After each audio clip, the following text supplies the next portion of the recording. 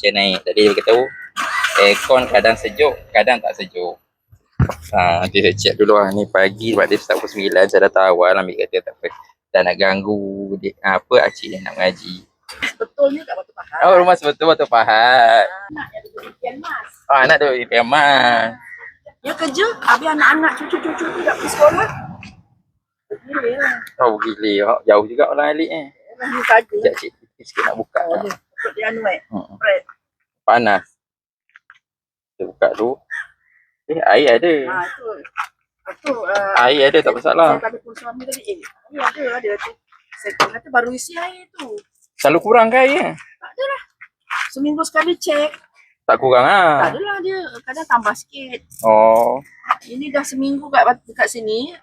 Air tak kurang kan maknanya. Air okey. Ni problem dia. Dia problem tipe je. Fan ni tak hidup. Dia sekarang tak hidup kan. Saya angkat. Saya turun. Kau tengok. Angkat. Turun. Problem dia wire nanti kita check dulu. Nanti tak apa kita ganggu acik. Nak mengaji kita bagi dia mengaji dulu.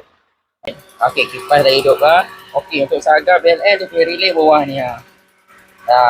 Relay bawah ni. Sebab ni nak kena pakai, ini standard dia. Original punya. Okey, sekarang ni modified punya. Memang terbakar tak tahan punya. Ni murah sikit. Dah settle. Kau buka tarik je relay kat bawah tu.